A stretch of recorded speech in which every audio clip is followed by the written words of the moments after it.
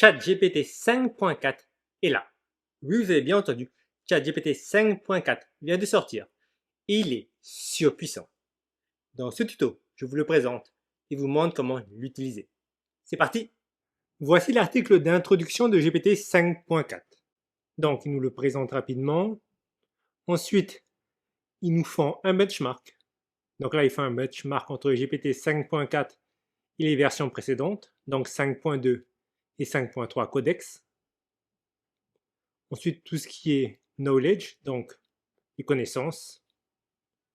Ici, c'est intéressant parce qu'il compare les fichiers Excel, Word et PowerPoint. Donc, vous voyez, là, on a les fichiers, donc tout ce qui est sur tableur. Ici, on a Doc, donc fichier Word, présentation, les PowerPoint. Et on peut voir que GPT 5.4 est largement au-dessus. On descend plus bas pour tout ce qui est Computer Use and Vision, donc utilisation des ordinateurs et la vision. Ici, par exemple, on a une démonstration de ce que ChatGPT 5.4 peut faire lorsqu'il a le contrôle sur un email. Par exemple, lorsque vous utilisez ChatGPT Agent. Donc, si on descend plus bas, on a ici un jeu que ChatGPT a fait avec la version GPT 5.4 Thinking. Impressionnant. On essaiera d'en faire un plus loin. Quoi qu'il en soit, tout ça se retrouve sur cet article que vous retrouvez ici. Je mettrai ce lien en description. Passons à quelques cas pratiques pour vous montrer comment utiliser ChatGPT 5.4. On est sur la plateforme ChatGPT, chatgpt.com, et on va utiliser ChatGPT 5.4. Alors, la première chose à faire, c'est de venir en haut à gauche et d'être sûr de sélectionner Thinking 5.4 pour avoir la dernière version.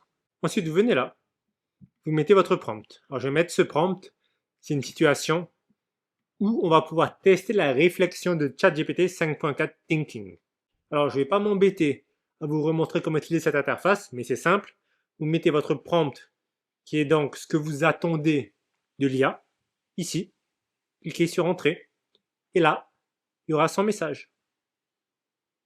Il nous dit, je vais donner une démarche structurée et véritable, puis calculer l'allocation optimale pas à pas, sans exposer mon raisonnement privé intégral.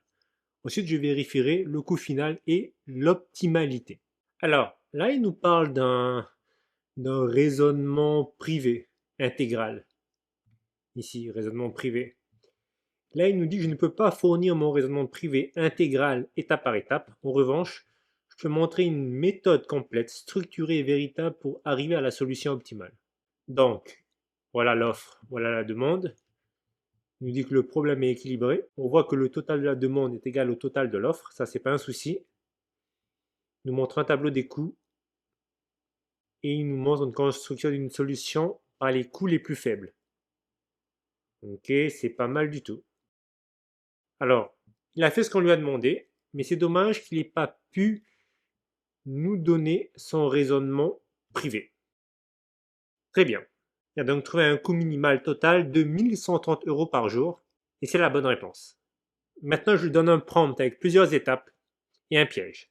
Si tous les bloops sont des Razels et certains Razels sont des Lazels, est-ce que certains bloops sont nécessairement des Lazels? Justifie formellement, donne les contre-exemples possibles et évalue la certitude sur 10. Alors déjà, on remarquera qu'il a résolu ça très rapidement. Ok, ça semble pas mal du tout. Alors, je vais pas m'embêter à tout vous lire parce que je suis sûr que à certains d'entre vous, ça vous dira rien. Mais de ce que je peux voir, donc il y a une certitude de 10 sur 10 qui est normale. On peut affirmer que certains bloops sont nécessairement des Lazels. La bonne réponse est non. Et ce que j'aime beaucoup dans sa réponse, c'est qu'il a un raisonnement plus que des mots. C'est-à-dire qu'il a fait les maths. Donc il nous a justifié sa réponse. J'adore. Ok, maintenant on a fini de tester le raisonnement, la façon de penser de ChatGPT 5.4. On va commencer à tester le vibe coding. Donc, à quel point il est bon en vibe coding. On va lui demander de créer un jeu Snake.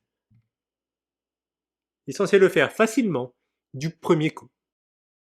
Et ça semble fonctionner. Regardez, il a attaqué directement.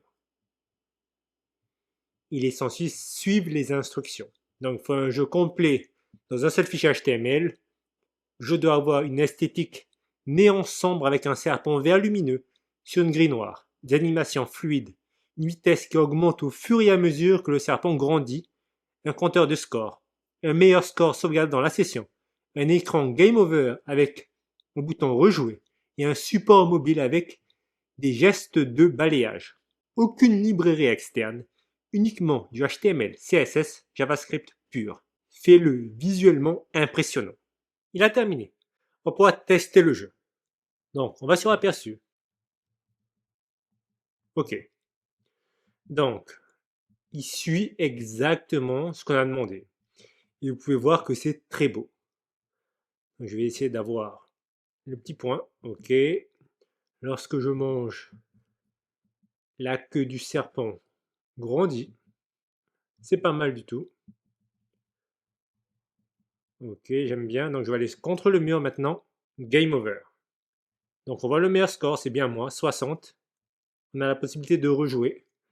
On a le score en haut à gauche, meilleur, vitesse.